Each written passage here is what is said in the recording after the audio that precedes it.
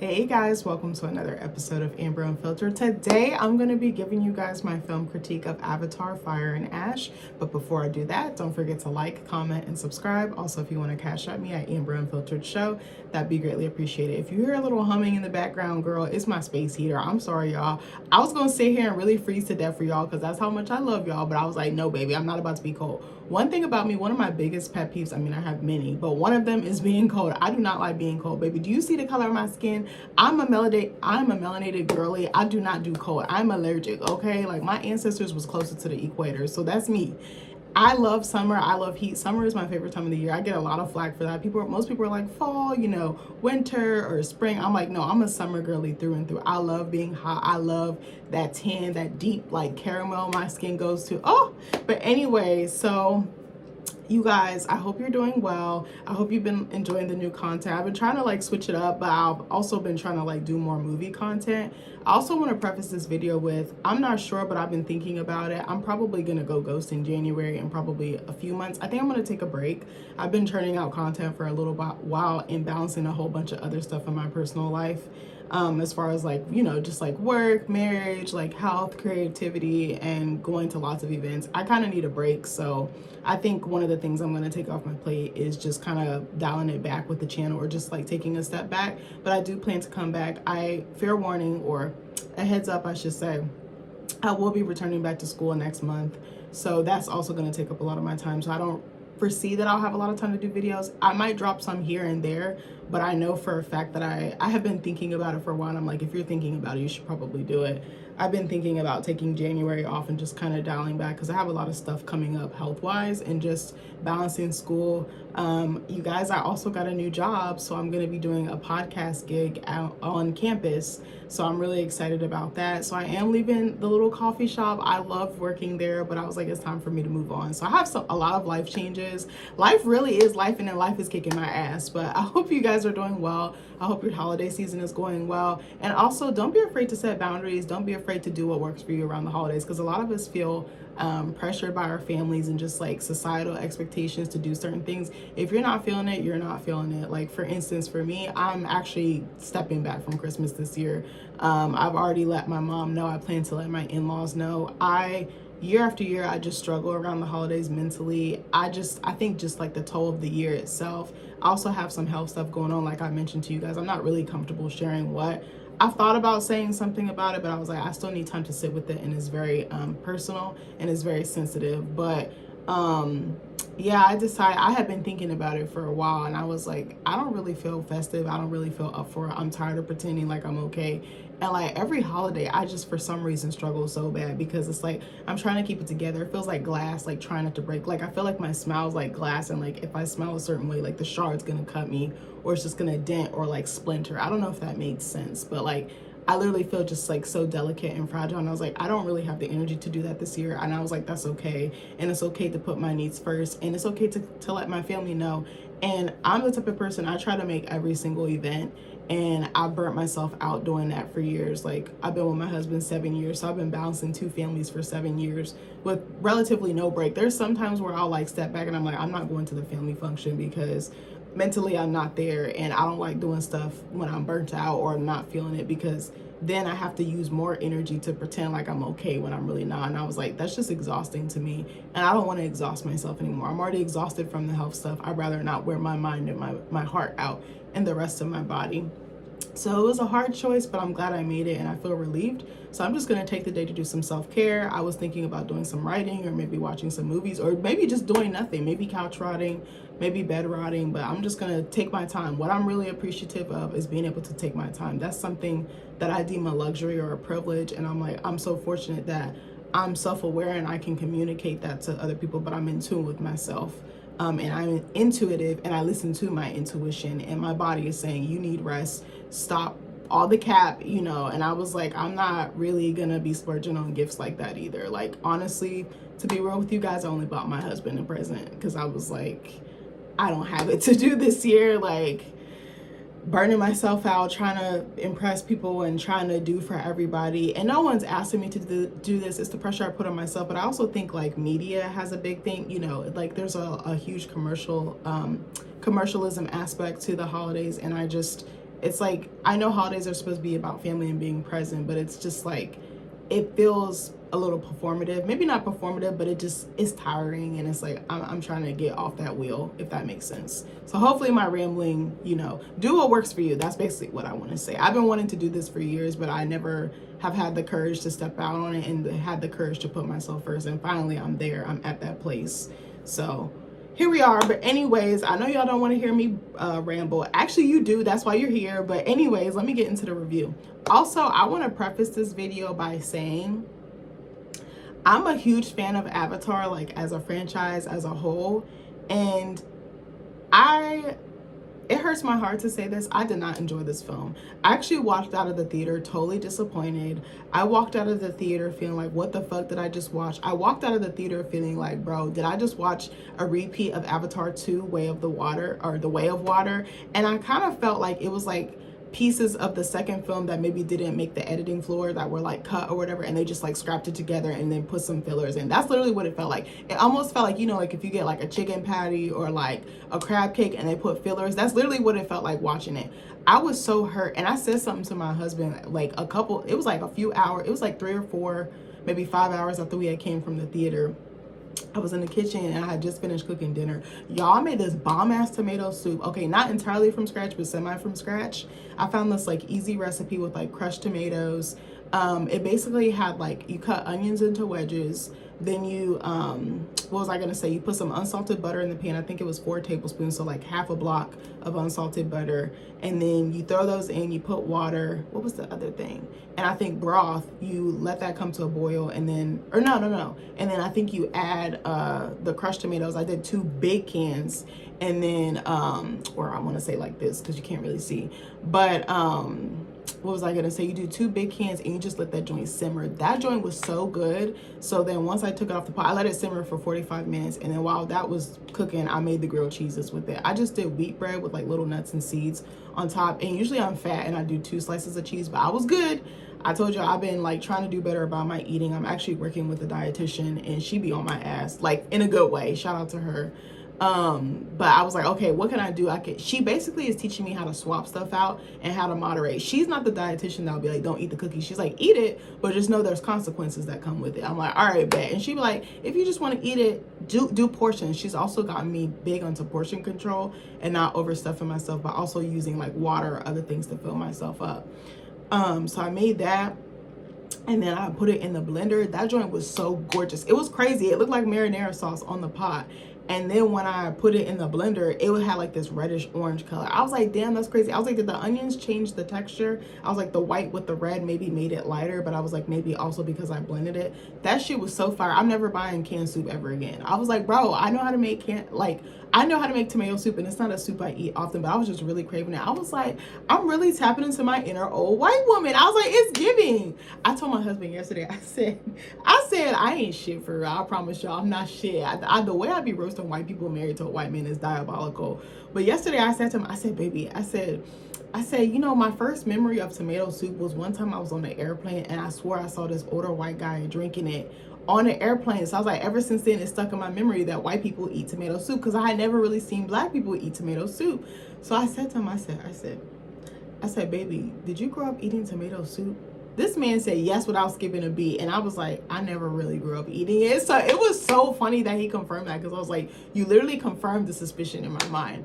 So then I did that, and then I cut them in half, because I said to him, I was like, you want me to cut it in a rectangle or a triangle? So I was about to itch my lip.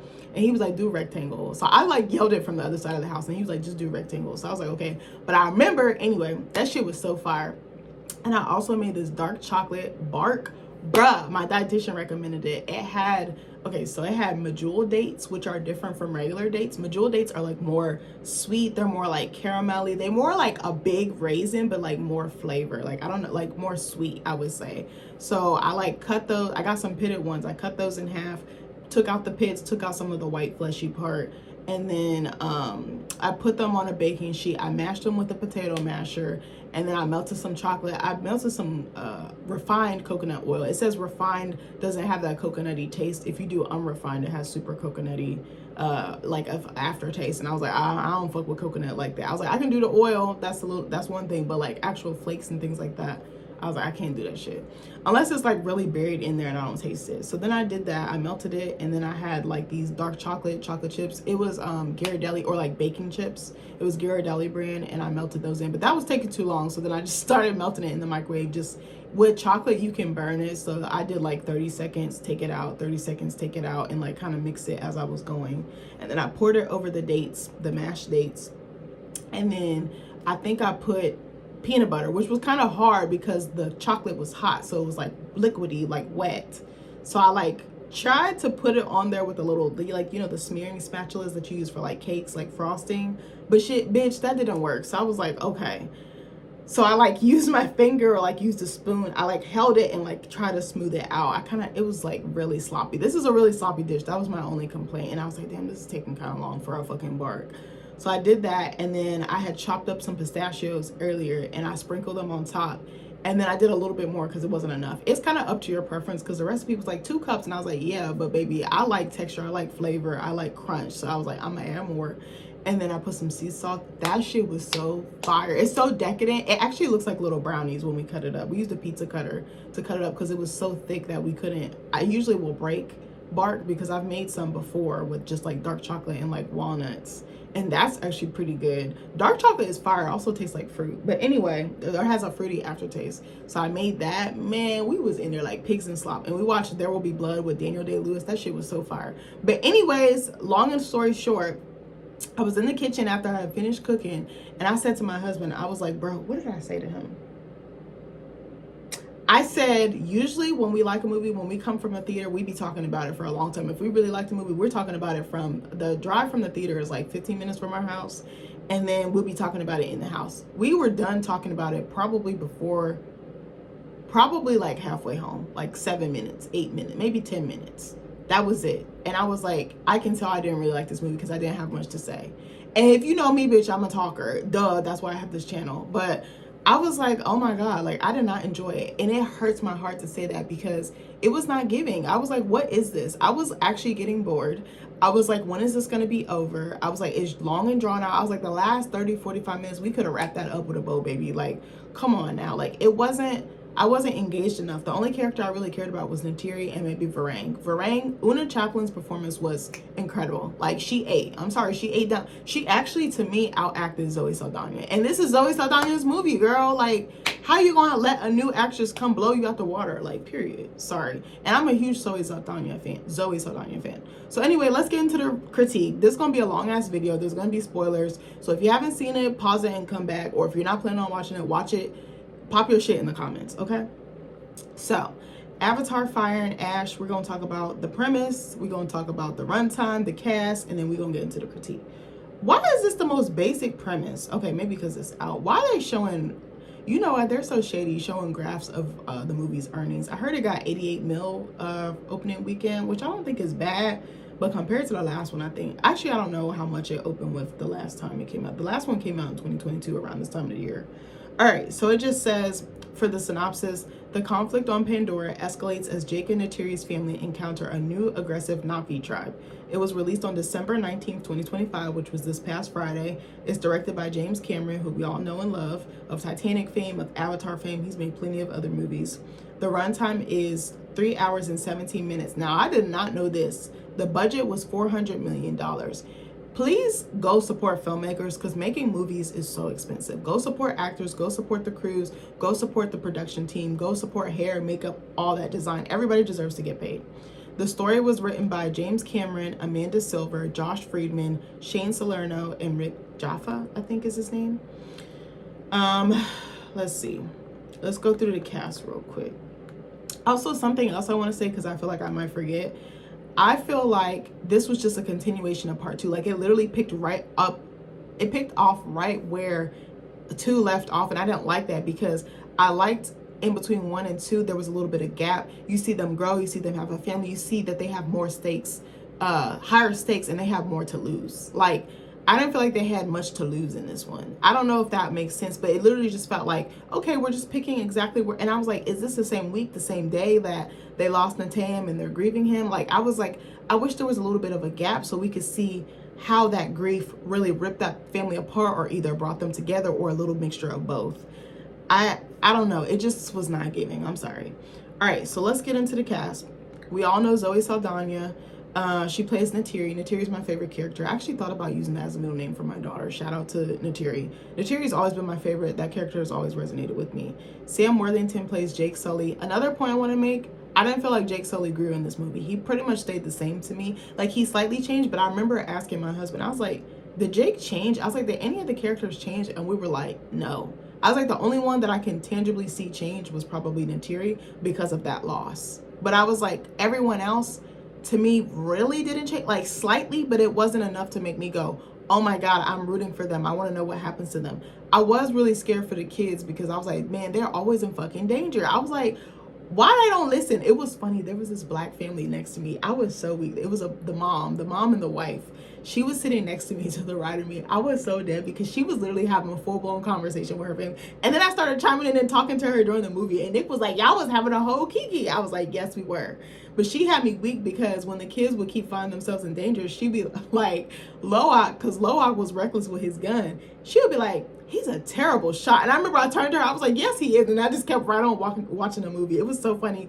She actually apologized to me at the end. I was like, sis, you're good. I was like, you were funny. I was like, you were saying the things I was thinking, but I was like, I was trying to be quiet and respectful of other moviegoers. Like, do you think that there should be certain etiquette in the movies? I do, but I was like, she wasn't talking like hella loud and it wasn't like super disruptive. It did kind of take me out of Pandora a little bit, but shout out to her. She was funny as hell. Like, she was just so funny, just like that. Like, black people, I'm telling you, go to the movies with a black person. It'll change your life. Just like the commentary, the way that we think, the way we be like, oh, hell no. Nah. Like, it just be so funny. Like, I remember one of the funniest times I went to the movie, even though it's a very serious and deep and layered movie, Get Out. That was so funny because all the black people in the theater was like, oh, hell no. Like, I'm that person in the theater. I was like, oh, fuck no. Like, I'd be like, bitch, get out the room. Like, that's me. I'm sorry. I try really hard not to talk too much, but girl, I be talking. Even at home, like, Nick be dying laughing. He be like, the fuck is wrong with you? I be like, a lot of things. But anyway, so Sigourney Weaver plays Kiri. I do not care for this character. I think they just wanted Sigourney. I think they wanted to keep her in the franchise, and it really didn't make sense for me as a viewer to keep her in the franchise. But I understand she's an iconic actress. She's a legend, and they wanted to keep her, so they had to find a way to weave her back into the story or to retain her in the story. Stephen Lang plays Miles Quaritch. Una Chaplin, again, she ate as Varang. Kate Winslet played Ronald. I didn't really like this character either. In the second movie, I was like, why is she here? I was like, her and Neytiri have this weird, you know, like this like hostility between each other. I think it's like a territorial, like, I'm the woman, I'm the head bitch in charge, but it's like, it didn't work for me. I actually absolutely adore Kate Winslet as an actress, but I don't think she was the right fit for this role. Maybe that's just me. Oh, I don't think I knew Michelle Yeoh, or is it Michelle Yeoh? Played Dr. Karina Moog. Whose character? Dr. Karina Moog. Who is that? Hold on, because I don't know. I didn't know she was in this movie. What character was she? I'm trying to look for her to see. Which character was she? Bro, it's not showing me a picture. There's no picture of her. Okay, that doesn't matter. Okay, let me go back. I'm sorry. I'm getting distracted. Also, I'm a little tired, y'all, so I might be low on energy. I slept like shit last night, and I have fucking PT, so I'm just dead. But I was like, I better do this while I have time. I literally have like a whole stretch of time, so I was like, I got time today. What is that song by Moneybagg Yo? I just looked at my wrist. I got time today. Remember that song? I don't know why that just ran. I don't even listen to Moneybagg Yo. What y'all think about him and Ari? I don't like them two together, but anyway. But they deserve each other in a sense. Like, they're meant to be because they're the only two that will put up with each other's bullshit. David Thewlis was Palak. Edie Falco, I think her acting was not utilized properly. She's just a clone of Quaritch. Me and Nick talked about this with Avatar: The Way of Water. Like, Edie Falco is such an iconic actress. I absolutely loved her performance as Carmela Soprano in The Sopranos. She ate down with that performance, okay? Like, I'm not going to disrespect Edie too much, but I think they could have layered her character more. And then it was like Quaritch kind of took over her mission and her base camp, you know? And I didn't like that. I was like, you put some respect on her name. She plays General Ardmore, who again feels like a caricature or a clone of Quaritch. Bailey Bass, I think she's adorable. She plays Soraya, which is one of the chief's daughter. Britton Dalton plays Loak. I love his voice. I love the way that he plays that character. Trinity Bliss plays Took. Jack Champion plays Spider. Spider annoys me as a character. He doesn't add anything. I was like, it's giving fake Tarzan. I don't understand the point of his character. Also, I'm gonna be eating. I have a little snack here. I have my popcorn. I know I don't be eating on camera, but bitch, I'm hungry. So if you hear me smacking, just mind your business. Jamie Flatters plays Neteyam. I'm sorry, Neteyam is one of my favorite characters too. I actually thought about using Neteyam as a boy's middle name for my son. And I was like, I actually looked it up to see if it meant anything, and it didn't. But I'm gonna still use it. But anyway, CCH Pounder was brought back. She plays Moat, which is their grandma, the kid's grandma, or Natiri's mom. Who is this? Jermaine Clement. It looks like there's a letter missing from his name. Sorry. Plays Dr. Ian Garvin. Giovanni Ribisi plays Parker Selfridge, who's like the asshole who helps fund the scientist's mission or the military. I'm not gonna go too much. I'll go in a little bit more. Oh, Laz Alonso came back. I don't think I knew that. Joel David Moore plays Norm Spellman. Philip Jeljo plays Al-Noon. All right, so let's go back. Let's get into the plot. And I'm sorry, it's probably gonna sound like I'm ragging on this. I probably am, because I did not enjoy this film, and I'm totally, I should be more biased because I'm a huge fan of the franchise, but it is what it is. So they classify this as an epic sci-fi film. Hold on. Let me also talk about who. The cinematography was done by Russell Carpenter. It was edited by 5 different people, which is kind of crazy, including James Cameron. Actually, someone mentioned that. I think it's Fish Jelly Reviews, because I watched their review last night, as well as Just My Opinion Reviews. Go check out their channel. They do really, really good content. I actually watched their The Housemaid review with Sydney Sweeney and Amanda Seyfried, and that shit was so funny. I was so dead. But they were saying, was it them that said that the editing was very choppy? And I would have to agree. It was kind of all over the place. All right, so let's get into the review, guys. I'm sorry, I said that like 50 times. Okay. So, also, I hated the beginning. The beginning of the movie bored me to tears. Like, the first 20, 25 minutes, maybe 30 minutes bored me. I was like, can we wrap it up? I wished it kind of started like the second one, in the sense of the second one had this like very ancestral spiritual feel. We see is it Loak? Loak is like riding in the sky with his brother, but he's in the other world, like the ancestral or spiritual world. And he's riding with his brother, and it opens up, and they're talking, and his brother's like, how did I die? And Loak is like, you died basically trying to save Spider because of me. So really, he was trying to save the whole family. So he kind of has some guilt there, and he relishes his time with his brother, but you can tell he's really hurt. So Neytiri is like, I hate humans because they killed my baby. And Jake, he just goes right back to business. I think what kind of pissed me off, as long as Neytiri and Jake have been together, I wish he had consoled his wife more, because Neytiri, it was like she was malfunctioning. She was like a computer that like went haywire, or just like grief was almost like a virus that like overtook her, or like a malware. You know what I'm saying? Like she could not function. She couldn't even do basic tasks. She couldn't even be that glue, that backbone for her family like she normally was. She was just like that grief isolated her. She was like on an island alone. I felt really bad for her. I even felt like the performance of Neytiri wasn't as strong to like the middle or towards the end of the movie. I wanted more from her, because I know Zoe can give, sorry, I can see my damn bra strap. I know Zoe can give more than that, and I felt like she was underutilized, or there wasn't enough emotional pool or range as what I'm normally expecting from Neytiri or from Zoe's performance. That might just be me, but I don't know. So anyway, okay, so there's some stuff that happens in the beginning. I honestly don't remember. I just saw this yesterday. So a fleet of these like flying merchant ships arrive, and I actually really liked the design. Let me see if I can. Were they? They were like Wind Traders, Avatar. I want to show y'all if I can find pictures, because I love the design. Oh, is it Paylock? Yeah, his shit was fire. I'm not gonna lie. His design was really cool to me. He was like the chief. It kind of gave like Pocahontas tease a little bit. I'm not gonna hold you. It kind of reminded me of Pocahontas' dad.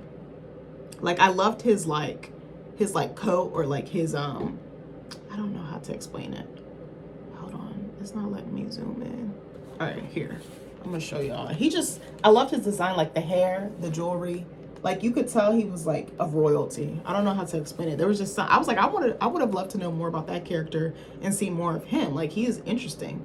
Like, it had a very like indigenous, like native feel to it, to me. I could be totally wrong. I'm not trying to disrespect anybody that's native or indigenous. So they arrive, and originally, wait, was there some deal? There was some type of deal. Was it a deal that was made? Neytiri basically wants Spider gone because he reminds her of what she lost. Yes, because I guess in a sense, they went back to rescue Spider because Loak was like, we can't leave our brother. And Neteyam was like, ah, shit. Like, so then they went back and went to go get their brother. But in doing that, they lost Neteyam. Or Neteyam was lost or killed. So she wants smoke for all humans. She be looking at Spider like, yeah, so if you by yourself, I'ma like off with your head. Like, she kind of gives that tease.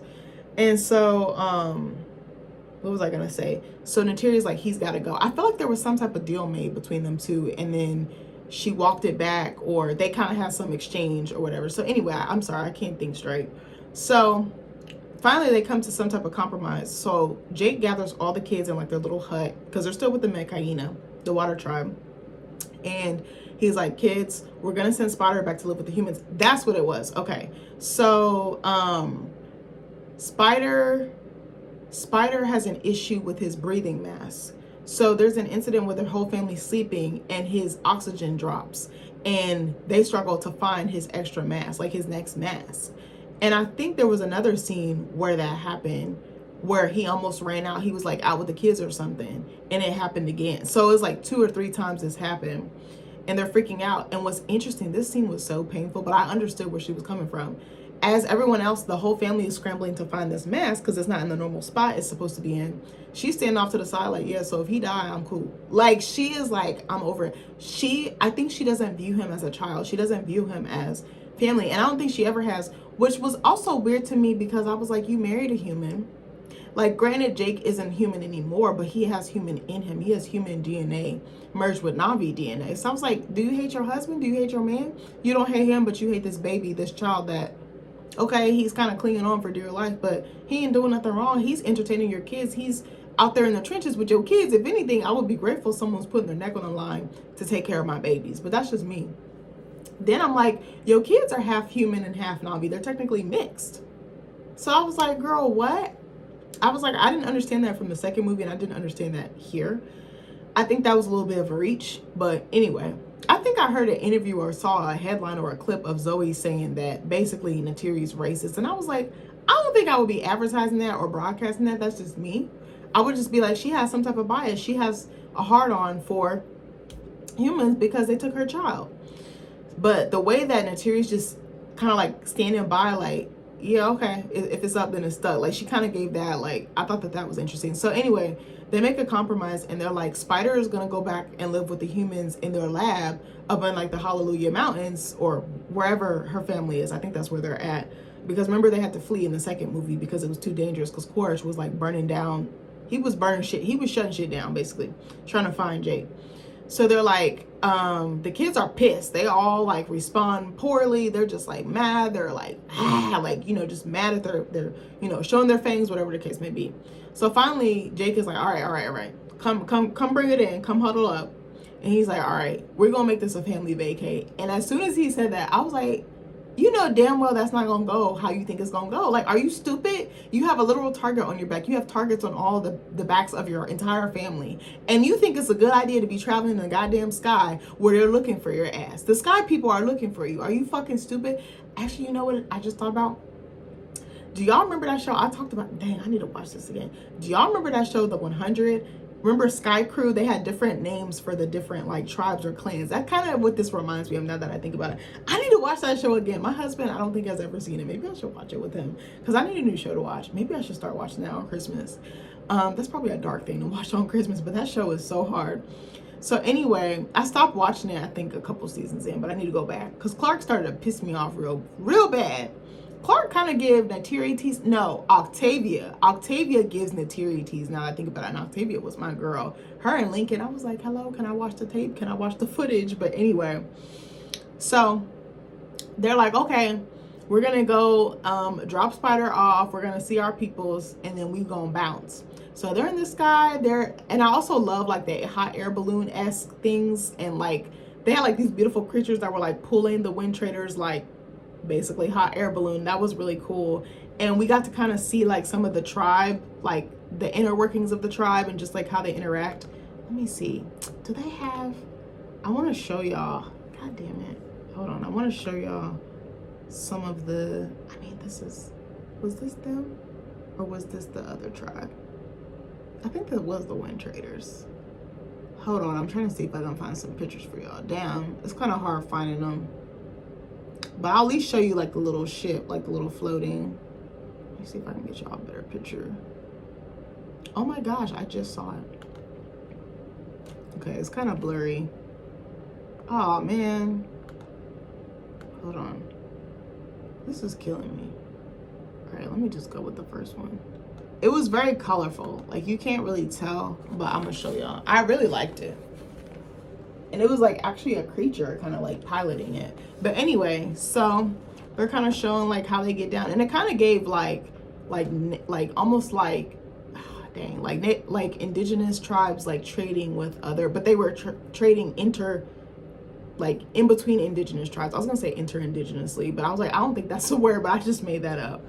So anyway, they're on the ship, they're in the air, they're having a good time. They're having the time of my life, and I owe it all to you. I can't sing, but anyway, so they're doing that, and all of a sudden, fucking Varang and her people show up, and it's just like, who could have seen that coming? Like, it was just so obvious and evident that they were gonna have their shit rocked. So I was like, okay. So it's the Manquan or Manquan. I don't know if I'm saying it right. I don't remember how to say the tribe name, but Varang's tribe shows up and shuts shit down. So they start looting them. They start killing people. So Jake, Neytiri, and the kids get separated. Jake and Neytiri are flying in the sky trying to defend and fight. And the kids, I forgot how the fuck, I'm trying to think, how the fuck did the kids get?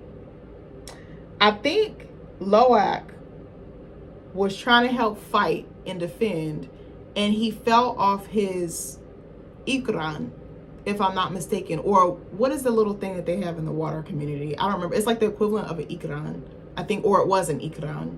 He almost fell to his death.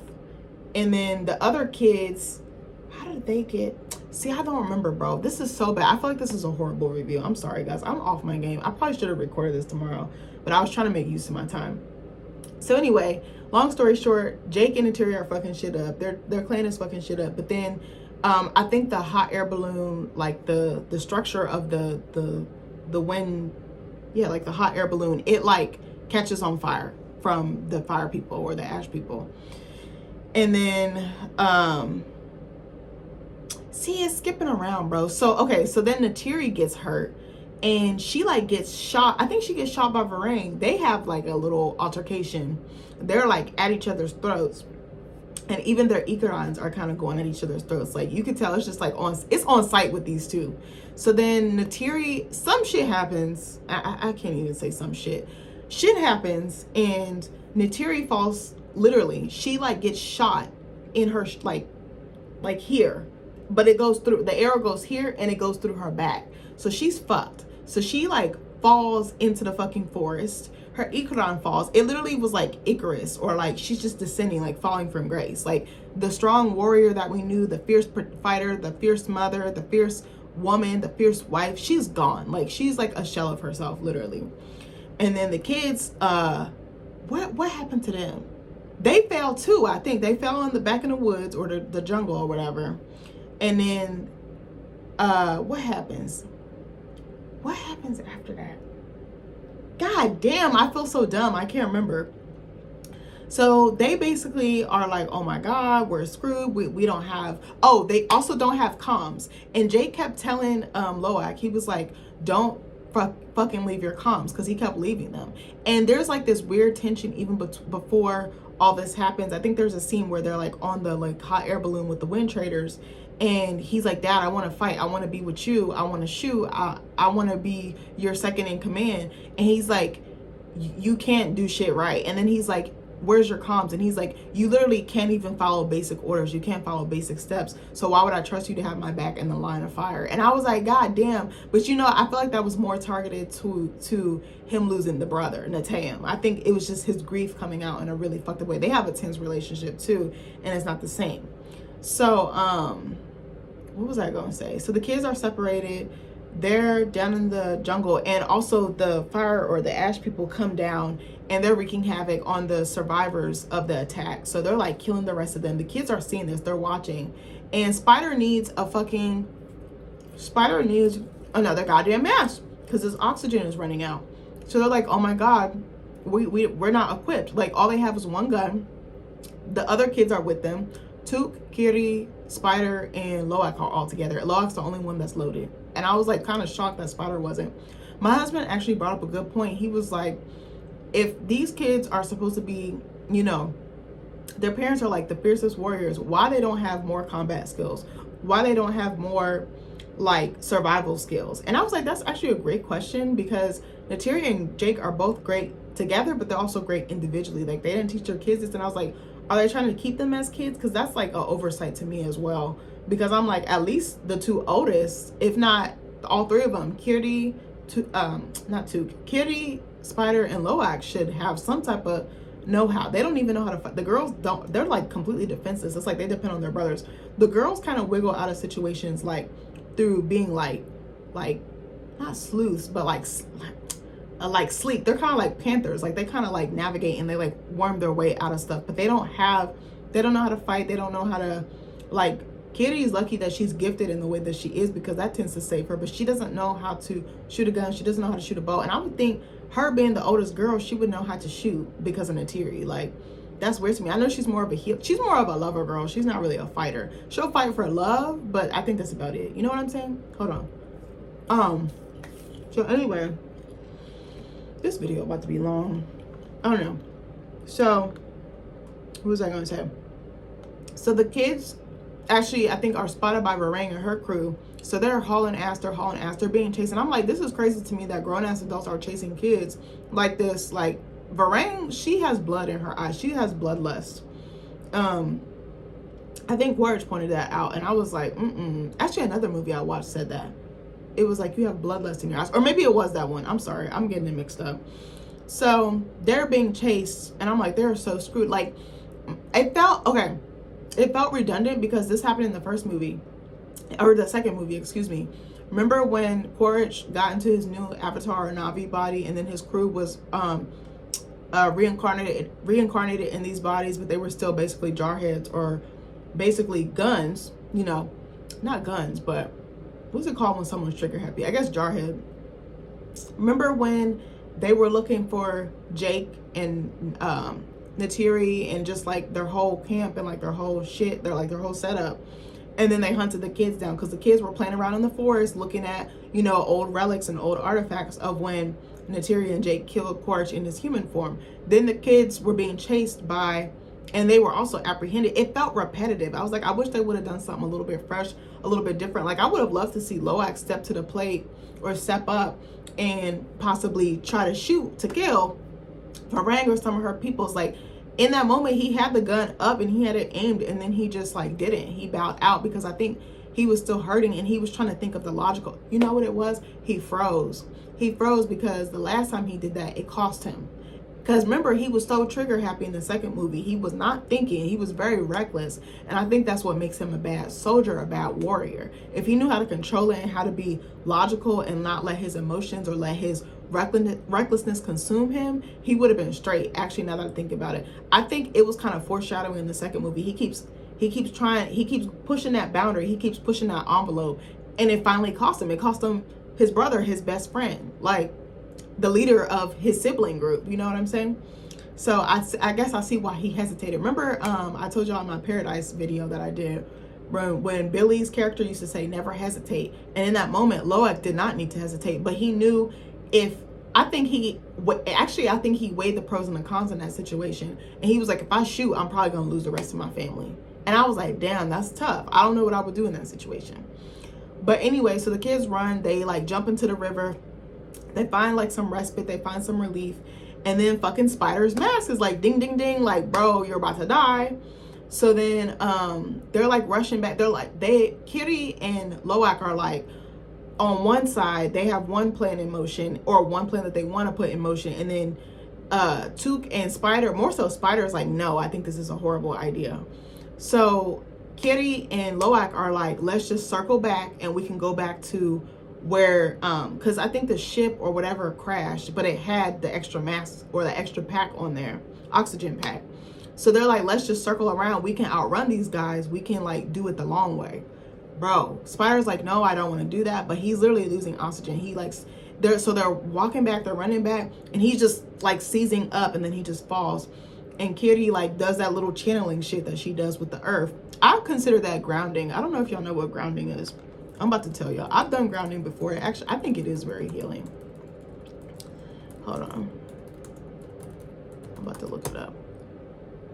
Yes, so grounding or earthing, I've never heard it called that, refers to two main practices: a wellness trend of connecting with the earth's energy by touching the ground barefoot on grass or sand, or using grounding products to absorb its electrons for potential health benefits like reduced inflammation, and a mental health technique using senses using senses such as sight, touch, sound, or etc. to focus on the present moment, manage stress, anxiety, or dissociation.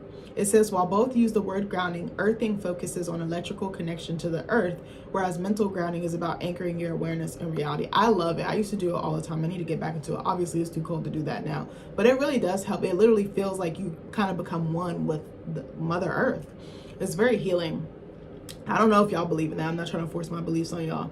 So Kitty's like, oh my gosh, she starts doing the channeling because she's like, she doesn't want to lose Spider. Her and Spider had this weird connection. I kind of peeped it in the second movie. I was like, that could go romantic so quickly. It kind of seems like they like each other, but they're both outcasts and they both understand each other and they have a deeper connection because of that. But at the same time, I'm like, you guys, the writers or the creative team kind of established them as siblings almost, or like really close friends, or like, you know, like neighbors that become friends, like, you know what I'm saying? I was actually telling my husband this. I was like, there was one neighbor that I like really liked growing up. His name was Barge. Oh my God, I had a huge crush on him.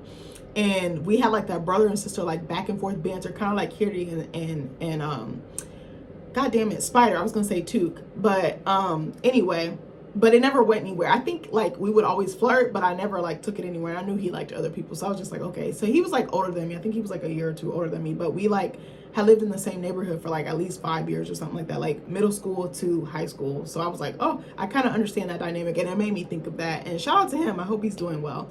Their family was so sweet. We were very, very close. And their dad did not play about that lawn. Do you hear me? Like, that lawn was immaculate. It looked better than a goddamn baseball field. You know, like the diamond pattern. This man did not play about his yard. But anyway, so Kitty's doing the channeling, and then she has an idea to actually take the mask off. And you know those little jelly things that floated and like came on Jake in the first movie, like when he was standing, and then like all of them, they kind of look like little what's those things called, like dandelion seeds. They kind of remind me of that, even though they're not the same in shape, but they look more like jellyfish in shape, or like a flower. But one of those pops up, and she realizes it's a sign from Eywa. And a really interesting thing that they explore in the movie is faith, because there's a scene where Jake is like, you can't live in hate, and she's like, my faith is all I have. I have nothing. I lost my baby. If you think about it, someone else talked about this in the review. She had to flee from her family. She had to flee from her way of life, just like the access to the things that, you know, she really was in tune. Her spirituality grounded her, but the earth, the way that she lived, really grounded her too. And I was like, she had to give that up. Like, she gave that up for your ass. She had to run with her kids. She had to run with her husband. She had to leave her entire tribe behind. She had to leave her healer duties behind. Like, that's a lot to ask. And I actually think that makes a good point about marriage, because in marriage, you do give something up. A part of you, the part of you that existed before marriage no longer exists after marriage. I hate to say it like that, but it is what it is.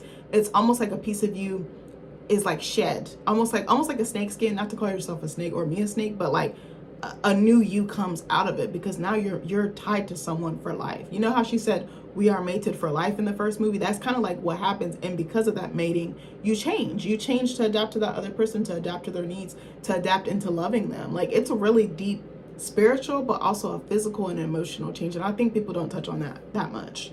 But anyways, this might have to be a 2-part video, y'all. This is long as hell. I'm so sorry. I talked your ear off in the beginning. So she takes the mask off. She puts that little jellyfish thing in his mouth. And remember how, I think it was in the first movie, yeah, towards the end when they tried to save Grace and morph her into an Avatar or a Na'vi body, like how that like white stuff was like sprouting on her back and like the roots kind of like embedded with her to become one, but it didn't entirely work. The same thing happened with Spider, and it actually saved him. And then the kicker is he's able to breathe the air of Pandora. He wasn't able to do that before.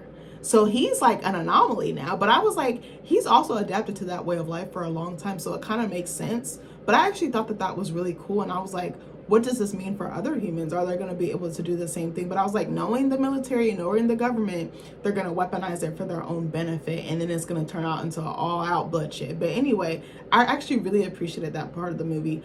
I don't particularly care for Spider. I don't think he adds anything. It's a lot of butthole, asshole, suck my dick. Like, I'm just like, he's so vulgar. Like, I would love to see him be a little bit more vulnerable. And he was in this movie. I'll give him credit for that. But his dialogue felt very childish. It felt very much like, you know, a bunch of 12-year-olds talking to each other. I was like, can we give this man something else? Can we give him growth and how he speaks and how he moves in the world? But anyway, and it's also like he's constantly trying to get the Sully's approval or trying to get in. I noticed that too, because like he's always trying to put himself in the line of fire for the Sullys, but sometimes I don't always, I feel like the kids do it more for him, but I notice it more with like Jake and Neytiri. He's always trying to prove himself and prove like his spot, and I was like, he's past that. He should be past that now, but that's just my thought.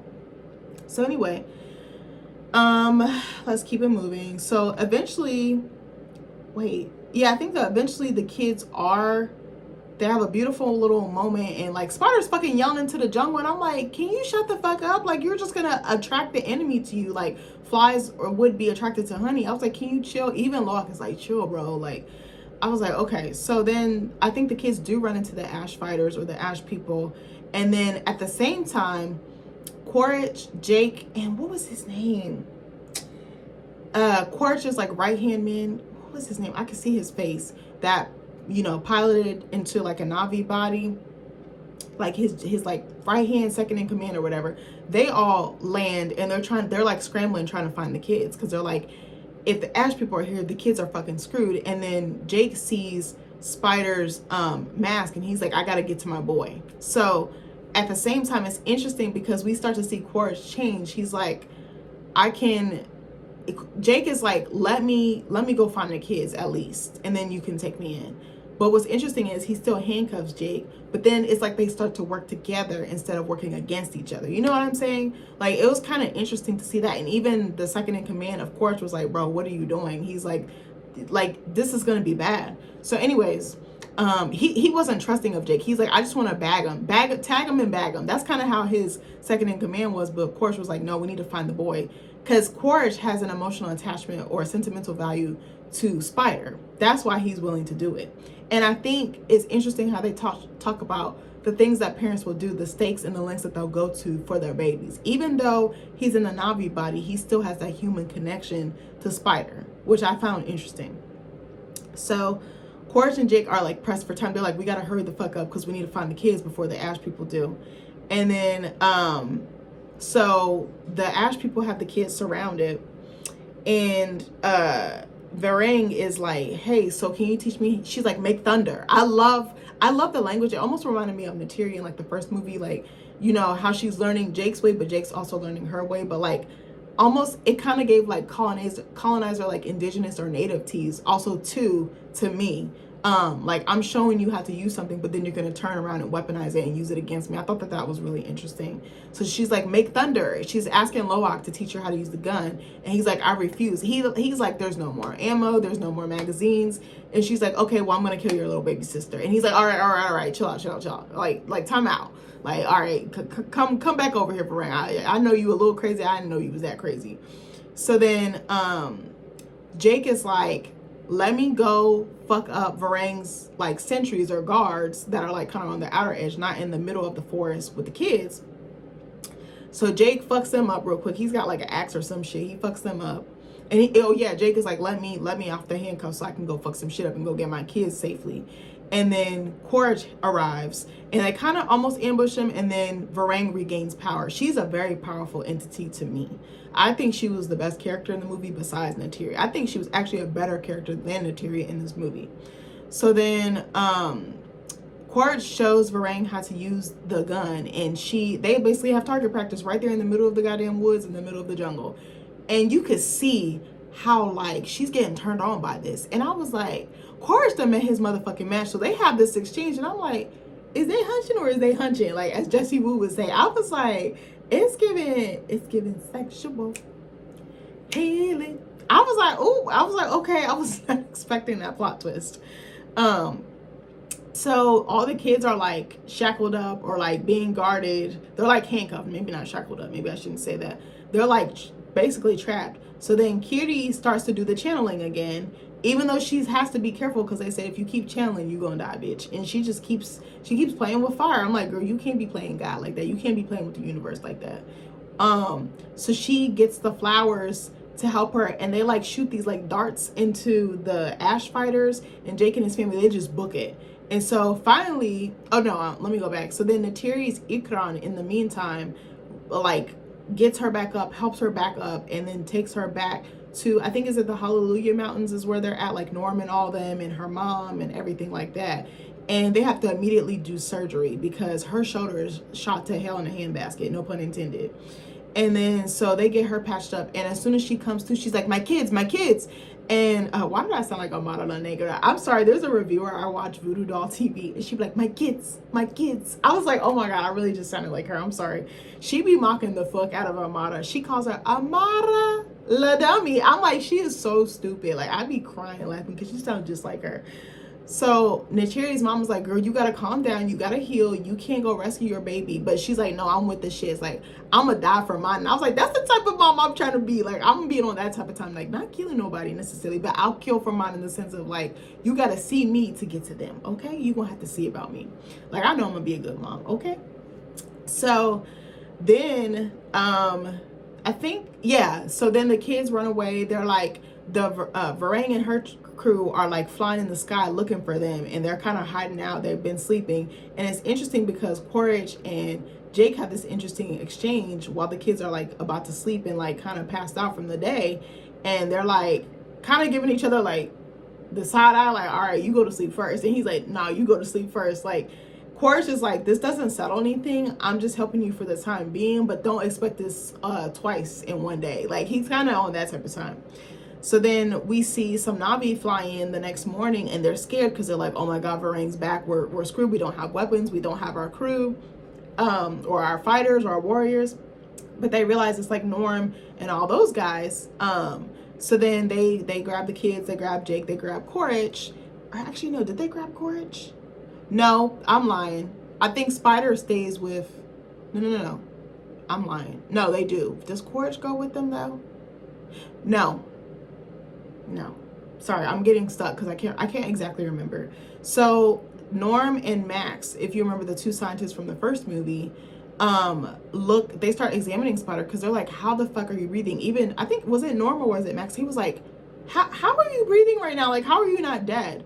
And they see that there's an organism like inside of his body. It's like a symbiote relationship. It's like a host, not host parasite, but host healer type of relationship. They kind of work in tandem with each other. So they're like, they see that it could basically be reverse engineered, which would give every human the power to breathe on Pandora. But I was like, I don't know if we necessarily need, like, if they're human and they're going into Na'vi and they're not being hostile, I think that's one thing. But I was like, I think that would open a can of worms, or that would open literally Pandora's box, no pun intended. And that would start a whole other set of problems, or introduce a whole other set of problems.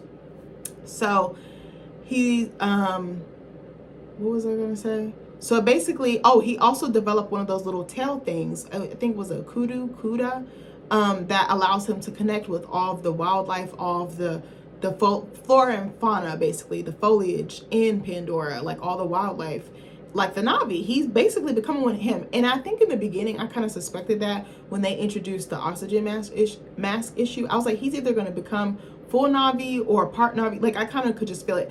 Some of the plot lines were or beats were a little predictable, but I was like, I'm actually enjoying this storyline. Like, it's intriguing to me. So then Quaritch goes to the Ash People's village, and he goes by himself, but he's got his troops like surrounded, like ready to, basically it's on sight. They're shooting to kill if he makes that, you know, gesture basically. So he comes to them with bags of firearms, flamethrowers. He's got everything that could tickle fucking Varang's titty, tickle her fancy, tickle her coochie hairs, whatever you want to call it.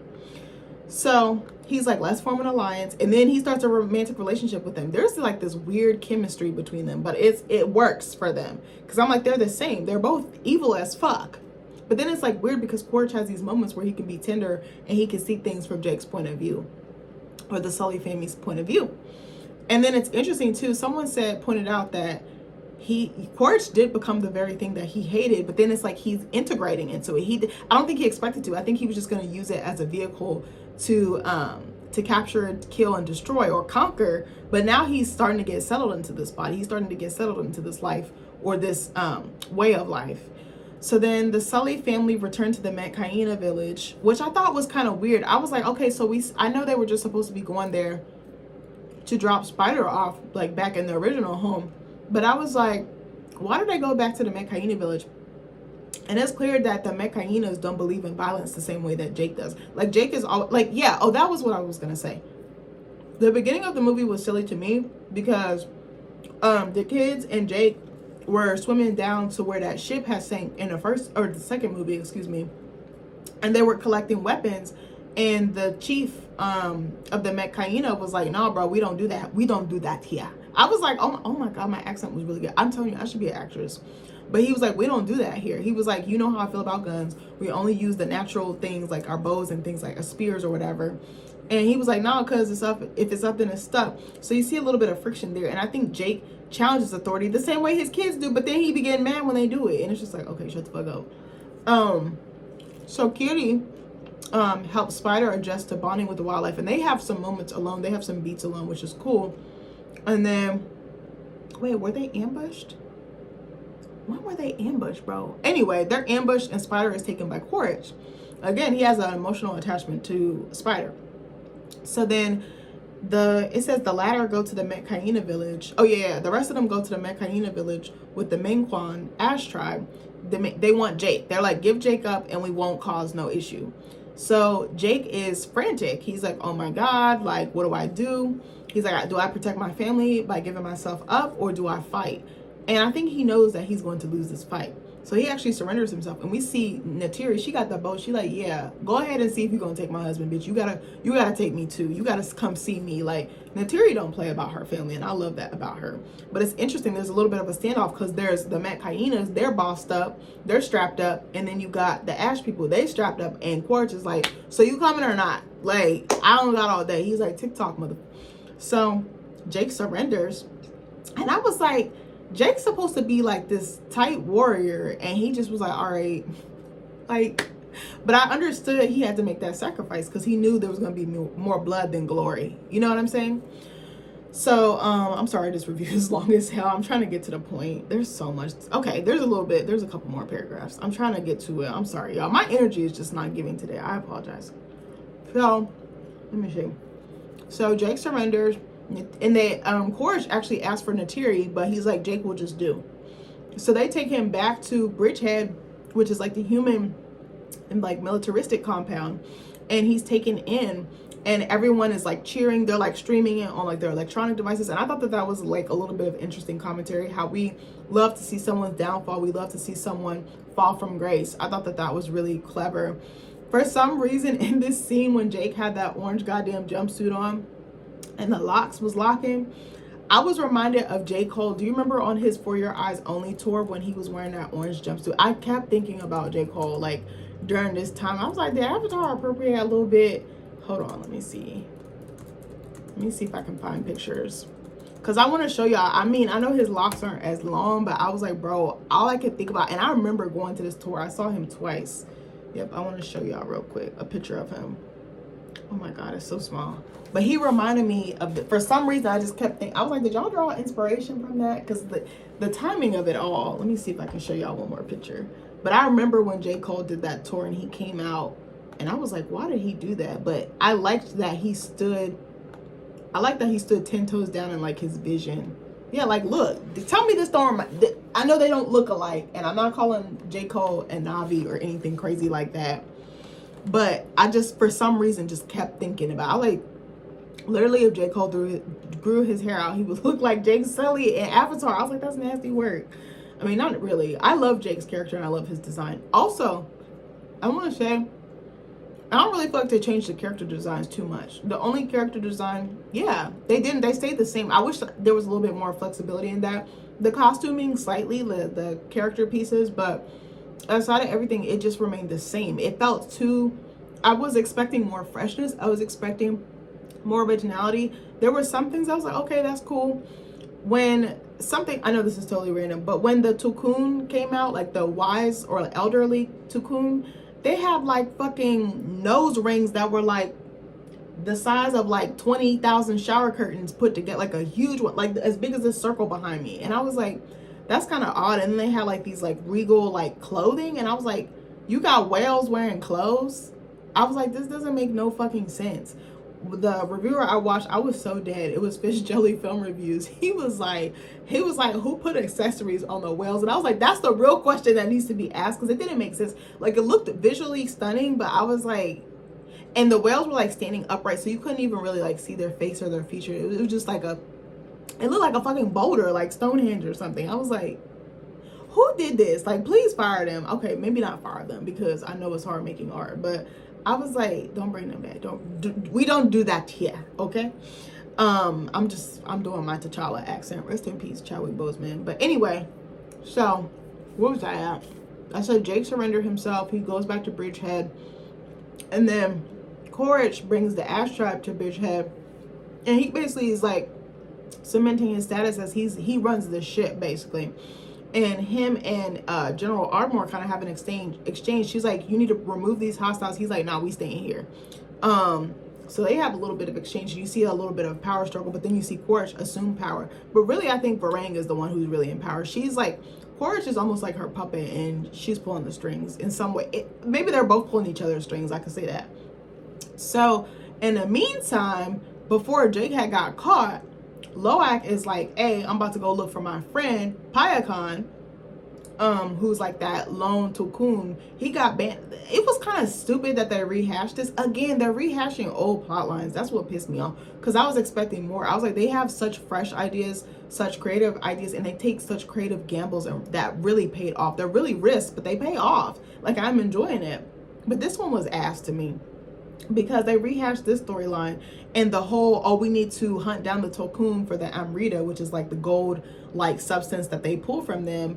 And it was just dumb to me. I was like, okay, like I got that in the second movie. I got that you should probably not abuse your resources and abuse the animals and the wildlife and the plants and things. Like, you shouldn't abuse the earth, because you keep pillaging, you're gonna leave it dry, and then it's not gonna be able to replenish. Like, I totally get that, but I think he could have done that in a different way. And so Loak is like, I'm gonna go look for Payakan, because the Tulkun Council is like, yeah, he banished for life, baby. They're like, he's the one that caused all those deaths in the second movie. At the end, if you remember, some of them at Kaina had died because they were helping defend Jake. And that's another thing that pissed me off, because I was like, bro, Jake, this is Jake's war. He's asking for all this help. He's asking for all these people to give up their life and put their life on the line. And I don't think it was worth it. Like, why? You're the one who brought this shit to my doorstep. If you think about it, the Metkayina was living calm, cool, calm, and collected, and here he go bringing drama and war and blood and just hostility literally to their doorstep. They were living such a peaceful way of life, but because he couldn't top those loose ends, it just kept following him everywhere. And it kind of felt like a repeat of that too, like, which I'll explain later if I remember. So anyway, Loak is like, fuck this. He like goes against the tribe leader and Ronal and her husband. I can't remember the husband's name, because he kind of fell to the wayside to me. I was like, he was such a strong character. I wish more had been done with him. But that's another thing I want to say. A lot of the characters that were introduced in 2 were really not prevalent in 3. Like, I didn't understand that. Like, the kids, like the chief's daughter, the chief's sons, like they were just like basically B characters or C characters. And I was like, wait, where the fuck are they at? I want to hear about them, because remember, Loak had smoke with them. The Sully boys had smoke with those kids. So I was just like, I wanted to see more of that, and I wanted to see them integrate more, I think was the problem. So anyway, let me go back. So Loak stands up. There's like a group meeting with the Met Hyena and the Sullys, and he goes against the chief. He goes against Ronal. Even Soraya's like, I got my man's back, or she's trying to, but her mom's like, sit your ass down, girl. What was that guy? Oh, was it Mark? He'd be like, sit your ass down. That older black guy. Oh my God, I just randomly thought about that. So Loak is like, okay, I'm finna go. So he just dips. He just leaves. And so he's like out there on his little, what is that thing? It looked like a whale, like type of, not jellyfish. I'm trying to think what type of animal. I can't even explain it. So he's out there in the middle of nowhere in the ocean just looking for Payakan. Because they're like, some of the other Tokun can hear his song, but it's far out. So you got to travel. Soraya, I think, told him. So he's attacked by this group of squid. And then he's rescued by Tokun whales. And Soraya, Alnung, and Roxo, I don't know, come and they're like, you with us, like we take care of you, you family now, like you stuck with us. So then Payakan comes and they kind of reunite. So in the meantime, I said in the meantime like 15 times, bro. So then there's like this annual mating event, like a congregation of the Tokun coming together. And this is supposed to bring a lot of profit to those scientists, military guys, or scientist guys who want the Amrita, which is like the golden substance that's supposed to make them millions of dollars. Again, it kind of calls back to the second movie, but it also reminded me of the first movie, in which, what was the guy, god damn it, what was Giovanni Ribisi's character's name in Parker Selfridge. Remember in the first movie when they wanted the substance from the tree of Awa, I think it was. I forgot. It was like a mineral. What was the mineral called? I'm about to look. I'm sorry, because this is annoying me. I'm about to look. I forgot what it was called. Unobtainium. Oh, that's funny that they have that as the name. Yeah, it's true though. But it was like that little floating rock. I'm gonna show y'all a picture of it. But yeah, remember they were determined, and they did try to destroy the tree of Awa, but just like no, was it the tree of Awa? It was like the tree that wound up. I don't know if that was the same tree or a different one. I just noticed the name. I'm sorry. Oh, excuse me. But anyway, so it kind of called back to that, and I was like, I wish there was another reason that the scientists were there, because I was like, it really didn't make sense for the scientists to return, because they got the Amrita in the second movie.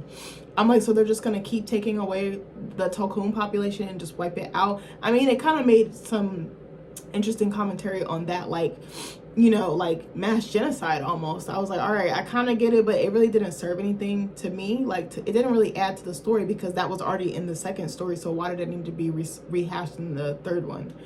But anyway, so one of the biologists is kind of like, I don't like this. He tries to protest, and they're like, your protest has been noted. They like try to like bitch him or sun him. And you can see it on his face that he's going to try to rebel against them. Again, that's what I'm saying. It was predictable. It would have been interesting to me, or created more tension or drama, if he had pretended to go along with it and then double crossed them and went behind their back. That to me would have been better. It would have made for a more juicy plot line or storyline. That's just me, because I love the mess. I love everybody else's mess, not my mess. So Neytiri gets her shit back together. Her shoulder gets in order. Somebody said, Fish Jelly Film Reviews was like, why do we need to see Neytiri doing physical therapy? But I was like, they're not wrong. And as someone who's in physical therapy, I was like, yeah, they probably could have cut that out. But I think they wanted to show how much she struggled and how she had to like work her way back to being 100%. But I think it would have been better if they focused on the grief aspect in different ways, like how it shows up for Neytiri, how maybe she would have froze on the battlefield, how like she's not just gonna go back to doing her norm. She lost a child. There's someone close to us, I'm not gonna say who, out of protection and love for them, there's someone close to us that lost a child recently, and I was like so gutted for her. I was like, I can't imagine what that feels like. You're gonna feel that loss for the rest of your life, and that person has never been the same, and as they shouldn't be, because that's a huge loss to take. Like, I have so much empathy for her, and I was like, I could not imagine. I would not want to wake up.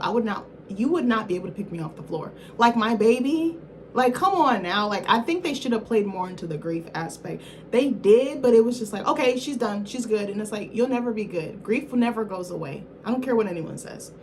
And you can have grief for different reasons. It doesn't necessarily have to be a loss or a death or anything like that. It can be something you lose, something someone around you loses. You know, your sanity, your peace of mind, your life, your way of life. I mean, honestly, I'm grieving a little bit now, for real, for real. Like, with my health stuff, I'm like, there's a part of me that I will never get back, and I have to be okay with that. Like, that's hard. So anyway, Neytiri gets her shit in order, and she goes and infiltrates the RDA base, which is where Jake is being held. And Jake is held in like this container that is like glass, and everyone can see him, and they're just like enjoying the fact that he's imprisoned. So Ian, or Garvin, Dr. Garvin, which is the one that didn't agree with them going back to go hunt Mortal Coon, he steals a bulldozer to free Jake. And Spider, okay, so yeah, so he like brings the bulldozer, like the little plowing part, like the attachment part, and he brings it down and he breaks Jake free, and he covers Jake with that little part that I just talked about, which I actually like that storyline. I thought it was really cool, and it played out beautifully on screen. As far as the cinematography, I wasn't wowed by it because it felt like they just used the same thing. It just felt like leftovers of the second movie, if I'm honest. My husband said a really good analogy. He was talking about leftovers, like what did he say? It's as if, I can't remember exactly what he said, but he made such a good point. Like, it's like as if you make a lasagna, right? I think this is somewhat similar to what he said. You make a lasagna, you warm it up, and you're like, okay, and then a couple days or maybe a week goes by. You probably shouldn't be eating lasagna after a week, but I'm just using this as an example. And then you put like some basil, you put, what is the other things? Maybe some extra cheese, maybe you put just something to zhuzh it up, but it's bland because you're reheating the same exact thing. It's still the same at its core. You just added some garnishment or garnish. You know what I'm saying? Like, that's kind of what this movie felt like, honestly. Like, it sucks so bad. I felt so bad for how disappointed I felt. I was so excited to see this. This was like one of the only movies I really, really wanted to see this year. Like, honestly, besides Die My Love, this was like it for me. I was like, I'm so excited. But you know what I noticed? The marketing was there for this movie, but the hype behind it wasn't there the same as The Way of Water. I'm gonna stand by that statement until the day that I die. I did notice that, and I should have known then. And I saw one thing before I went to the movies, because I was trying to like not look at spoilers or anything. But you know, threads, like on Instagram, it'll show you like part of someone's threads, because it's been trying to get me to join, and I refuse. Because I was like, that's another app I have to pay attention to that I don't want to pay attention to. I'm terrible with apps, by the way. But like, what was I gonna say? But it had a snippet, and someone was talking about how basically the movie rehashed the same beats from 2, and it did. Some people are even saying it rehashed the same beats from 1 and 2, and you could argue that as well. I would definitely argue that. I think I said it in this review at certain points. So anyways, what was I gonna say? So Jake escapes. Spider also escapes in the meantime.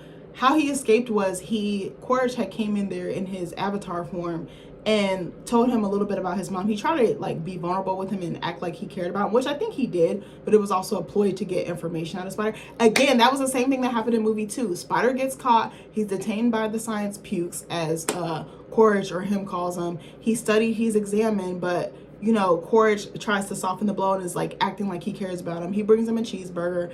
Spider throws the shit on the floor, and then he brings his tags, the same as in the second movie. Like, why couldn't we see him use a different approach? Like, you can still use the emotional pull or emotional manipulation, but I think it would have been interesting if he held a different carrot in front of him or dangled a different carrot in front of him. It just felt repetitive. Like, I was like, this is the same thing. Even the mannerisms of him in that cell with Spider, even the way that Spider was being examined and like treated as a science experiment, like, it was annoying. I was like, we've seen this already. Like, I want to see something else. Sorry. Hold on one second. Bitch, I might have to do a part 2. So anyway, I'm trying to hurry the fuck up, y'all. So anyway, I mean, I don't got nowhere to be, so I could talk for a little bit. So, what was I gonna say? Oh, so Spider breaks out using the little dog tags. He uses that to open the door, and he breaks out, and no one fucking sees him. I was like, that's not realistic. There's a whole fucking lab of people, and nobody saw him. I was like, this is stupid, okay? So anyway, Spider also helps him. He kind of acts as like a cover for Jake, because Jake and him run into each other, and there's like a helicopter or whatever chasing, not a helicopter, it might be one of the Ash people, I can't remember. I think it might have been a helicopter or something to that effect, with like weapons on it, like trying to basically shoot Jake or attack Jake, wound him so that he can't move or free himself or run or escape. And Spider's like, hey, assholes. He, again, with that baby ass dialogue, I'm like, give him something else. You know what it kind of gives me? Like Stranger Things dialogue. Because Stranger Things, the kids cuss a lot. And I'm just like, okay, it gets old after a while. Like, we've seen this for 5 seasons. Come on now. I mean, I would still support the show. But also, I was so mad because I wanted to go to the theater to see it. Because if you don't know, Stranger Things is actually doing a theater release of the final episodes. Not the final. Was it the final? Yeah, I think so. Is it volume 2 or volume 3? I can't remember. And I wanted to go, and man, I should have bought those tickets as soon as I heard about it because they're sold out. Like, and if you do find a seat, it's just one seat. And I was like, what's the point of going to the theater with my husband and we're not sitting together? Like, we go together, duh. So anyway, so they escape. And then Dr. Garvin gets out and he's like, this is where I leave you. So then Neytiri is shutting shit down. She's also being chased by Varang. Actually, yeah, I forgot to say, Neytiri goes in Varang's tent when she arrives at the base. She wounds or fucks up one of the Ash people soldiers.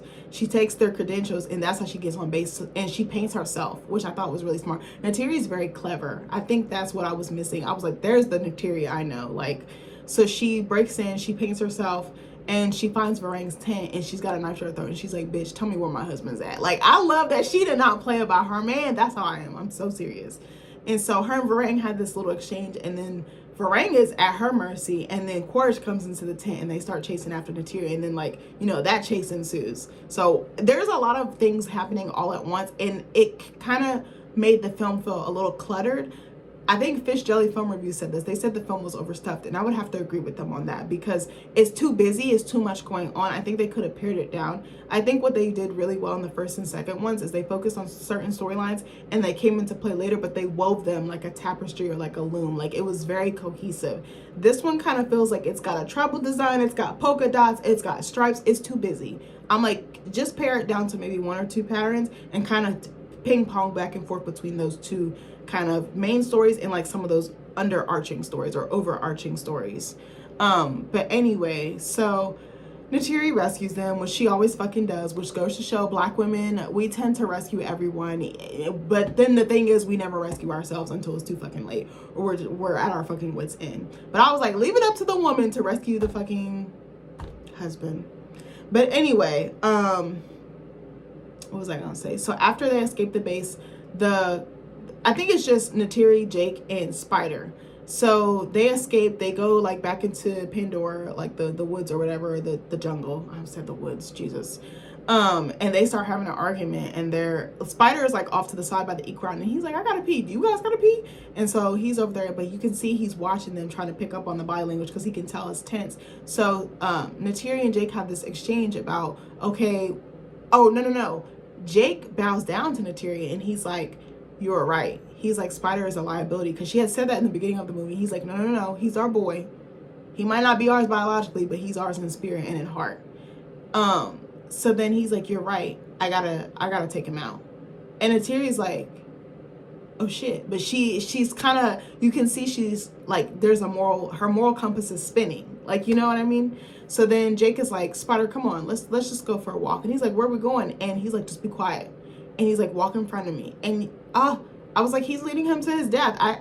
This scene actually was like exciting to watch, but I was really mad because I thought for a moment he was gonna go through with it. He basically is taking Spider to go kill him, but then he doesn't. So then they have this exchange, and Spider's like, do you still love me? He looks him in the eye and asks him this. And I think Spider had made peace with the fact that he was gonna die. And I was like, but he's just a kid. Like, he's an annoying kid, but he's just a kid. And I was like, okay. And then we see Neytiri like wake the fuck up. She sobers up and she's like, I have to go save my son. Like, so she sees Jake and she's like, Jake, like, and she sees her still alive, and they hug. And there's this really touching, vulnerable moment. I wish they had more moments like that in the movie. That moment was actually amazing. And it kind of showed some growth on Spider's part, but also Jake's slightly, just in the fact of accepting things the way that they are. And then Neytiri's like, we have to find another way. So then at the Metkayina village, the Tulkun it's weird. They go back to the Metkayina village, and I'm like, that's a lot of traveling that they had to do, because where they're at is nowhere near the Metkayina village. That's what was a little confusing. I was like, they flew all that way just to, because you know what? Dr. Garvin had told Jake, he was like, they're going to massacre all the Tulkuns. You're the only one who can stop this. And it's like, is he though? Like, I guess in retrospect he is, but I was like, okay, this is a little silly, because him and Dr. Garvin don't really know each other from a can of paint. Why all of a sudden now is he helping him? But I think Dr. Garvin saw the unethical, or the lack of ethics in the situation, because he wasn't okay with it, and he knew he couldn't do anything, so he put a battery in Jake's back. So the Tulkun Council, like the elders, you know, the ones with the fucking scrolls and the earrings and everything, hear of Jake's warning, and the Metkayina chief is translating what Jake's saying. That part was a little stupid to me. I wish they played it differently. Basically, the Tulkun was like grunting and groaning and moaning, and the audio was so loud, like the surround sound was so loud. It was like the theater was shaking. That's another problem I had. I did not go see it in 3D or 4D. I tried to see if there was like IMAX or like better like surround sound, like Dolby Digital or something to that effect, but they didn't have it. They only had standard, 3D, and 4D. And I was like, I don't want to watch Avatar in 3D. I did that with the first one, and I hurt my fucking neck trying to look at it. And I was like, this is a visually beautiful film that I don't think I need to see it in 3D, because with or without it, it's still amazing.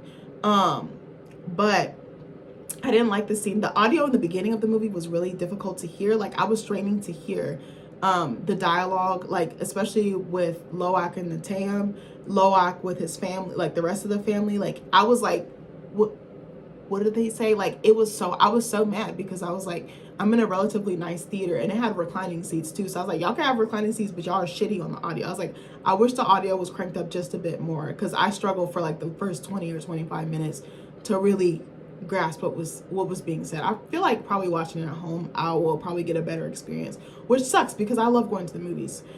So they decide not to change their ways. They're like, no, they're like, you need to unban Payakan. And they're like, no, we're not doing that. So then Loak comes just in time with Payakan and Tanoke, who is the sole survivor of a human attack on Payakan's pod, because Payakan actually tried to go find the rest of his pod, or his I was going to say his tribe, but basically his tribe, and they're all slaughtered except for this one. And Tanoke is like blind. He's got those little those little like projectile things that they were like shooting at the Tulkun that will like get stuck in like their fans and stuff. He's got a bunch of those. He's got scars. Like, he's beat the fuck up. Like, he looked like an old shoe that was like thrown in the back of the closet like 50 million times. Like, my man's look rough. Like, he looked like worn leather. I felt so bad for him. And they're like, okay, we're gonna reconsider. So the Tulkun are like, all right, we finna regroup, and we're gonna let you know. So then Jake rebonds with Turuk, because he's been another thing is Jake's been running away from his destiny. They keep saying you need to become Turuk Maktal again, and he's like, no, I'm not doing that. Like, no, I'm good. And it's like, but that was your destiny. Eywa chose that for you, so you have to follow that. And that's interesting too, how it made a point about destiny, because even with Kiri, her destiny was Eywa, but she was having some friction with Eywa. Eywa, remember how Ronald was like, it seems Eywa has turned her back on you. Like, you know, it kind of felt like that. Like, that theme kind of came up. And like faith, like having faith even when you feel like God is not there or God is not hearing you. I was like, that's something I can really relate to, because there were certain points in my life where I felt like that. I was like, is he even hearing me? Does he even, why am I in this situation? But now I realize he had a bigger purpose for me, and I'm more prayerful and I'm more understanding. And I actually wrote, I actually got a planner for 2026, so I can write down like my writing goals and events and things I want to keep track of, but also just my schedule is so crazy. So I was like, maybe writing this down. I use my phone with calendar reminders, but I was like, maybe having both, like writing it down, typing it out, will kind of help it stick better. But I remember at the beginning of the planner, like the first page, it was like a really unique one. I had never seen one like this. It was like goals for the year, what quarter you want to accomplish them by, and when did you actually get it done. And I think one of them was the last thing I wrote was get closer to God. And I was like, damn. And I literally wrote in the quarter part all year. And I was like, damn. I was like, I'm low-key manifesting everything that I want. But anyway, so Then we have another scene of Jake going around clan to clan asking them to help him fight. And I was like, this isn't their fight though. Like, it is, but it isn't. But you're bringing this fight to them. Like, I didn't think it was fair to the other clans. And it was reminiscent of the first movie because he did that then. And it was reminiscent of the second movie. And I was like, now all these people are about to die because of you. Like, I was just like, I would have been like, hell no. To the no, like, because that's not my problem. I'm sorry, not my clown, not my circus. But I was like, it probably would have been their problem if they didn't participate. So is it better to participate and have some say or leverage, or better to just take a step back, be like Homer Simpson disappeared in the bush? So the next day, the RDA fleet arrives for the hunt. Again, they're supposed to be hunting the Tolkun, and on top of that, the Ash people are coming because they want the smoke with Jake, no pun intended. So the Tolkun and Na'vi ambush them, and they think they're in the clear. Then all of a sudden, the Ash people arrive with Quaritch and Varang. So also, there's a scene. Let me go back. One of the best scenes in the movie, I feel like, was the tent scene when Quaritch showed up to make that deal with Varang. She was like, come in my tent, and she had this like little pipe thing, and she blew some shit in his nose, and like he started hallucinating. That scene was so tight. I love the design of the tent. Also, I think Fish Jelly said this, and Just My Opinion said this. I love the physicality of Varang. I remember I told y'all the older black lady that was sitting next to me, the wife and the mom, she was like, she walked like she a model. I was like, but she has like that live, like she has like a glide when she walked. I loved how she played, like almost like a ballerina, ballet dancer, and like a model, like had a baby, and that would be Varang. But she's sadistic as fuck. Like, she's twisted, and she really believes what she believes in. And I was like, I understand how someone could become godless, because in a time of emergency or dire straits, it felt like God didn't hear you. That again, that message of faithlessness and losing faith and regaining faith, that was so cool to me. I think that's one of the things that they did really well in the movie. So the Ash people and Quaritch attack, and then the kids like Loak, Spider, Took, and Kiri, and some of the other Metkayina who are not really fighters, but just some of the everyday village people, are in a cave, and they're watching. So they're seeing Jake, Neytiri, and the rest of the Metkayina fuck up who is it? The RDA fleet, you know, like the scientists and the government people. Or no, the scientists that are coming to try to ambush the Tolkun. But then all of a sudden they getting their asses handed to them because the Ash people come out of nowhere, which they should have known was coming. I was like, they should have prepared better for that. Like, why didn't we see Jake training someone more of the Metkayina to help strap up? Like, that would have been actually tight, and that would have been a different direction as opposed to him outsourcing help. Like, that didn't make sense to me, but maybe that's just me. So anyway, I'm almost done, y'all, I promise. So then what happens?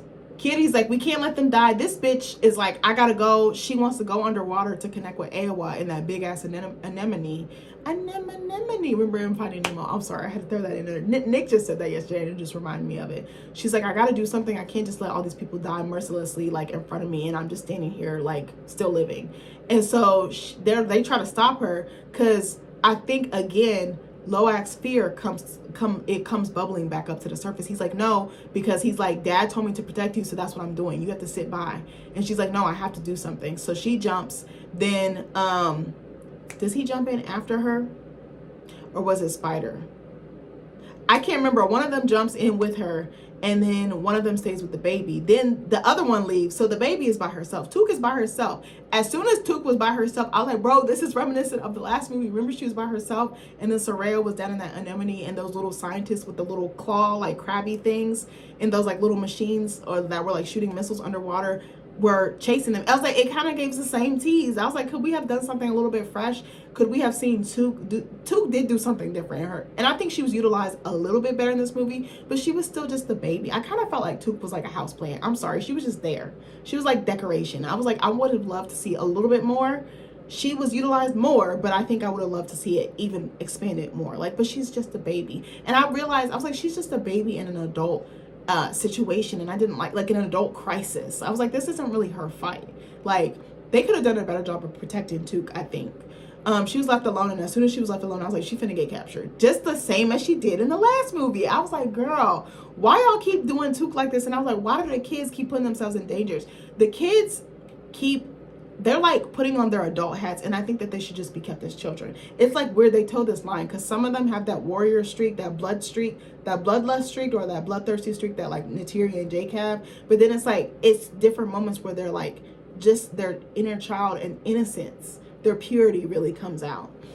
So anyway, that happens. Kiri downloads to Eywa. She is able to, actually, was she able to help? She's not able to fully connect to Eywa. So then Spider comes and he leads her through. Then Two comes and they all lead. That scene was kind of powerful because it touched on unity, but it was a little silly. I didn't like those like dream sequences or like those spiritual sequences of her going to talk to Eywa. And there's like this cloud and, you know, this like purpley cloud. I didn't like that. It didn't do anything for me. I think they tried to make Kiri too much a part of the storyline, and she's not a character I enjoy. I think Sigourney Weaver is very talented. I just didn't care for this character. Like her execution, she doesn't add value to me. And then we also find out, what is she, a parthenogenic birth? Hold on, I gotta look up what the explanation for this was so fucking dumb. Oh, I think it's parthenogenic. Yeah. Parthenogenic. They find out at some point Kiri is deemed to be like an immaculate conception birth, basically. And I thought that was so stupid. They were like, oh, well, when Grace was being transformed into an avatar, she got pregnant.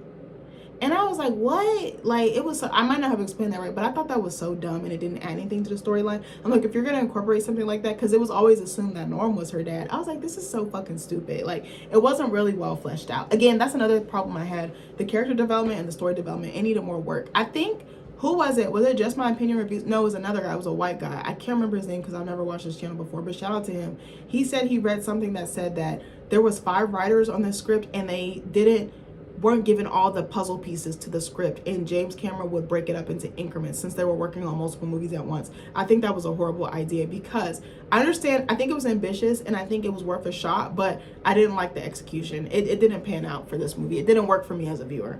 And I'm not trying to shit on James Cameron too hard, but it felt like that. It felt like there was too much going on. It should have just been like 1 or 2 chefs in the kitchen. You know what I'm saying? So, I'm trying to get to the point. There's some other stuff that happens, and then where was it? Ronal gets wounded. She gets the same wound. This is what Fish Jelly said, and I didn't even catch this or peep this. They were like, Ronal got the same wound that Neytiri did in the beginning of the movie. She shot, you know, here, like it through her shoulder, so here in the back, and she succumbs to her injuries. And she's also about to give birth. And there's a foreshadow. Actually, it's not even a foreshadowing. They outright they spoon feed the audience too much. Nick actually made a good point. He was like, tell, don't show. Or he was like, in some instances he said in some instances they told instead of showing. And I was like, I agree with you. Because sometimes they just kept feeding us stuff. So and at some point in the movie, Ronal's like, oh, I don't think we're going to make it. She's talking to her baby, like her pregnant belly. She's talking to her stomach. And I'm like, I wish it had been shown a different way instead of just force fed to us. I was like, okay. And again, I don't think Ronal is really adding to the story. So her and Neytiri kind of make amends as she's dying, and Neytiri's like, Ronal's like, I'm gonna die, and Neytiri's like, then push. Like, she's like, okay, well, have the baby. And that was kind of interesting that they made peace with each other. And she's like, will you protect her? And she's like, what's her name? And she says Prill. And then, so Neytiri is like, I'm going to protect your baby. I'm going to look out for your baby. And as soon as that scene happened, like before she even gave birth, I was like, that's Neytiri's redemption at losing Netam.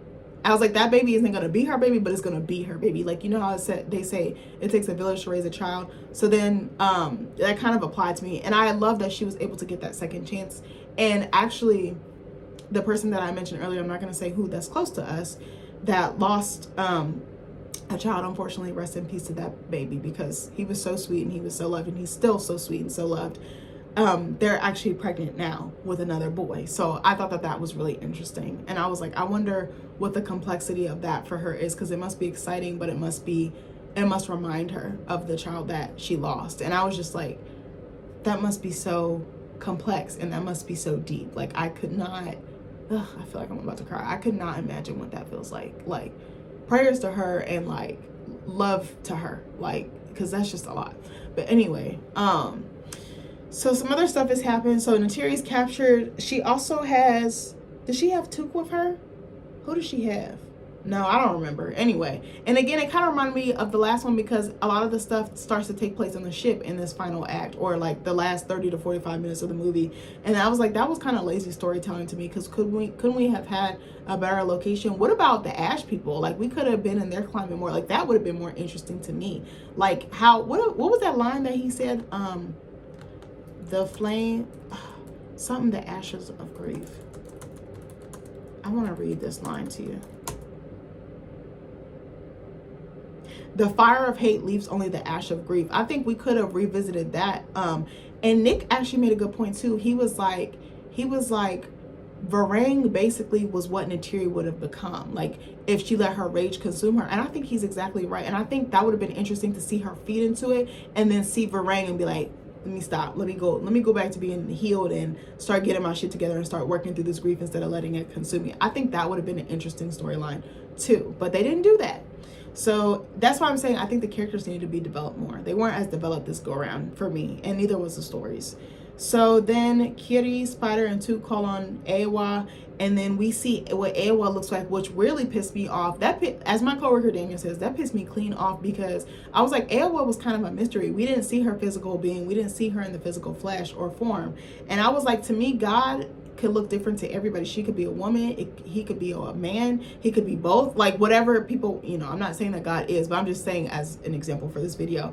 But I was like, Eywa was like something we could construct in our minds. That was left to the viewer's interpretation, and I think they took that away from us, and I was really pissed about that. We actually had a conversation about that later on. We were both really mad about that, because we were like, what the fuck? Like, and Eywa, almost felt like she was made a caricature of. She almost looked more human than she did Na'vi to me, and I didn't really like that. I was like, okay, what the hell is this? So then Pandoran wildlife begins to attack the rest of the crew. Those squids that were attacking Loak come. I thought that was stupid. It would have been like the Tulkun actually went ham on the RDA people, like the scientists and stuff, and I love that. Varang tries to kill Neytiri, but Neytiri is rescued by Kiri, which was stupid as fuck that Varang ran scrambling like a little bitch from Kiri. I thought that was so dumb. Like, Kiri is harnessing Eywa's energy, and Nick actually made a good point, my husband. He was like, oh, I think Varang saw God in Kiri. That's why she froze and she ran like a little roach. She scurried. I didn't like that, because I was like, Varang was that bitch. Like, she was that girl. She was like another Neytiri, but like on a different level, like a way more intense level. And I was like, she ran from a 14, 15, 16-year-old girl. And then she was like, get away from my mother, bitch, or something like that. And I was like, who wrote this line? Like, what? That's another thing that Fish Jelly from Film Reviews said. They were like, the dialogue was not giving. And cuz and bro, I was like, okay, like, it's cool, I'm used to it, but I was like, okay. Also, something else I noticed, they didn't use a lot of Na'vi, like the language. I don't think they used as much as they did in the second movie and as much as they did in the first one. I was kind of bummed by that. I just really thought about that just now. Sorry, I'm almost done, guys. So then Turuk Maktal, which is Jake, destroys the RDA flagship, and there's also a magnetic flux which is going on. It's like this purpley, like swirly vortex, and it's not explained how it's there. It's just there. I was like, that's lazy to me. Why y'all didn't flesh that out? Ardmore and the ship is taken in, which is what she gets. And then Tanoke, the Tulkun with like the blind, he's like blind and he's got all the scars. He kills Scoresby, who I don't even remember who that is. That's how much I was paying attention.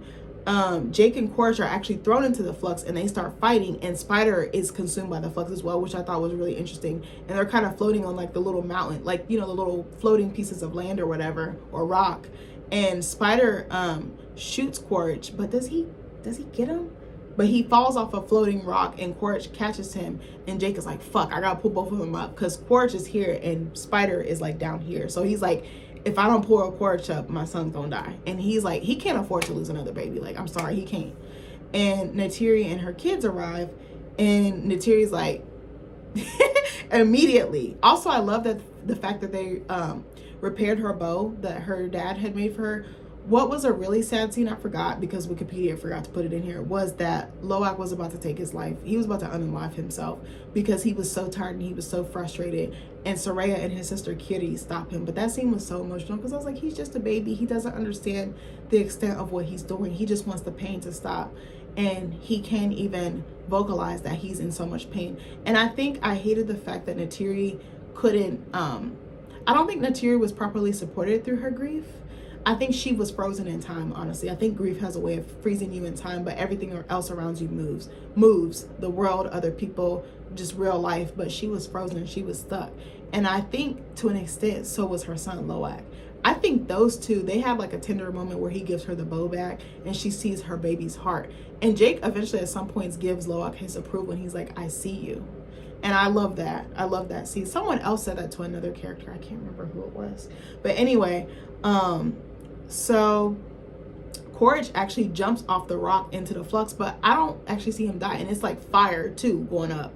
I don't think he's dead. And that's another thing that pissed me off because I was like, bitch, I was like, this is movie number 3 and this ninja still ain't dead. I was like, why didn't they kill him? I think they should have killed him so that could have stopped this. I mean, Varang is another enemy. That would have been interesting to have a separate movie focusing on their beef. But I was like, this is movie 2 where you're not able to kill him. Technically 3. He killed his human form, but not his. I was like, this should have been the movie where they wrap that storyline up. I don't want to see Quaritch again. This would have been great if he killed him in this movie. Because I actually really would have liked if fucking, who is this? I'm sorry. I would have liked if, sorry, I got an Instagram notification. I would have loved if Spider killed Quaritch because that would have shown his loyalty and that he picked the Sullys as his true family because they are his family. But no, he's still fucking alive. I was like, that was so pointless. And we didn't actually see him die. I was like, he could have just gotten burned and just adapted to that. And then maybe he would have looked more like Varang and her crew. So Spider and the clan members reconnect underwater to the Ewa anemone tree, whatever, and he goes into the spiritual realm. I actually cried at this scene because I love like spiritual realms, like in Black Panther 2 and even was it 1? Actually, the first one. I really love when T'Challa goes to he drinks the purple stuff, strips him of his powers, and he enters that ancestral plane. This sounds so weird. I've always wished I could do something like that, like because I feel like I dream about my ancestors and I know they're around me, but I was like, it would be so nice. I know there's a place in my heart and my mind, but like it would be so cool if I could just do something like port myself somewhere and be with them. Like, you know, I don't know much about them, but I know they're there. You know, when you know someone is making a way for you and you just want to like thank them and you want to hold them and see them, like put faces to names. Like that's what I wanted to do. But I love this scene. It was so silly to me that they had Sigourney Weaver in her human form, Grace in her human form. I was like, she looks AI, like, because she looked like too golden, too angelic, too almost like from another dimension. I was like, who did that? Like, I know it's supposed to have like that heavenly feel, but I was like, this is so dumb. But I loved how kind of like Jake, they're like the Becoming the People. I love that score too. Who did the score? Who did the score for Avatar? James Horner. I was trying to think. Did the score. I actually still listen to it to this day. I love Becoming One of the People and what's the other one? There's another score, Pure Spirits of the Forest. If you get a chance, scores are just instrumentals. There's usually no words. Sometimes there can be words or chants. Also, another score I love is White Lotus. I love the I love the Incredible Hulk score from 2008 that was done by what is his name? Oh my gosh, this is killing me. Oh my god, I just looked him up too. What's his name? Craig Armstrong. Goodness gracious. I love scores. I love movie scores and TV scores. I listen to them religiously, especially when I'm writing or just in general when I'm journaling. But I love that scene because it reminded me of Jake in the first movie. It was a great callback to when he became one of the people. He became Na'vi, and now we see Spider is going to become Na'vi, full Na'vi in a sense. And I wonder if he would actually turn blue because he has the kudu or the kuda. So I'm like, will the rest of him change? And then Kiri introduces Spider to her mom and he becomes initiated and everyone puts their hands on him and they like envelop him or circle around him and they surround him. And it was such a powerful scene. And that's how the movie ends. And I was like, okay. If I had to rate this, I would actually say a 6.5 out of 10. And I feel like I'm being generous because I was so hurt by this. I was like, they could have executed this so much better. Like, I'm going to appreciate the film for what it was. I feel like I gave a lot of dislikes and likes. Let me know, are you guys gonna see this? I don't know. I actually said that because there's supposed to be a part 4 and 5, and I think they were filming parts 2 through 5 all at the same time, or at least 3 through 5, because I think they were worried about the actors aging, not just the older actors but the kids. So I know a lot of times directors and stuff will film stuff concurrently, and I was like, that's a lot of work and that's a lot of turnout. I think, does Avatar 2 come out in 2028? That's about 3 years. I think he should actually take longer in between. And when does the next one come out? Oh shit. Avatar 4 is coming out in 2029. Avatar 5 is coming out in 2031. That's a long time, bitch. I'm gonna have kids. I'm gonna be a whole ass mom. I actually said I want to come back and watch these movies when I become a mom and watch them with my kids. I want to watch them when I first become a mom and then watch them with my kids and like work through that, because I think that would be a really great family film to dissect. But I was really hurt by this. I was like, damn, James Cameron, you kind of let me down with this. I think it was the script. I think it was the script. I think it was the writing. I think it was the direction. The direction just was so lazy to me. It wasn't innovative. Like, we love these movies because they're innovative, because they push boundaries, because they're not afraid to take those risks. And the attention to detail was not there for me in this movie like it was in the last two. Like, the second one was so colorful. It was so rich. Even the first one, just the forest, like the bioluminescence, like it lighting up at night, and just like some of the features, like the culture of the Na'vi way or even the Metkayina way was like completely lost in this movie. There were some principles and themes throughout, but it lost the heart of the movie, and I think that's what really hurt me the most. Like I said, these movies really helped me in a time when I was down and out. I was kicked out of my mom's house. I was living with my dad. I dropped out of school. I didn't have a phone. I didn't have any way to communicate. I didn't have a job. I didn't have a car. So I was just stuck at home. And this movie, like the first movie, really grounded me and it made me feel less alone. And it helped me through dark times, because at that point I was like, I wanted to take my life. I was like severely depressed. I didn't want to wake up. I had to like push through so many mental barriers and so many inner demons. So when I say these movies mean a lot to me, they mean a lot to me. Like, I'm gonna still support it, but I was like, when the fourth and fifth one come out, I'm waiting till streaming. I'm not spending my money. I'm sorry. Like, unless it really is that movie and I hear great rave reviews like I did with the other ones. But for now, my mind is made up streaming. I'm not even gonna go support it. And I have been seeing these movies again since I was 15, and I know they take time to make, but I think he should focus on quality versus quantity. I don't think that there needs to be 5 movies, but I'm not the director. That's his vision. That's his story. That's his baby. I understand wanting to flesh it out and continue expanding, but I need James Cameron to go get some new inspiration. I need him to get stronger writers, and I need that storytelling to be tighter, and I need the direction to be tighter, and the creativity. I need that creativity brought back full force. But anyways, I love you guys, and I hope you enjoyed my long ass review. Bye.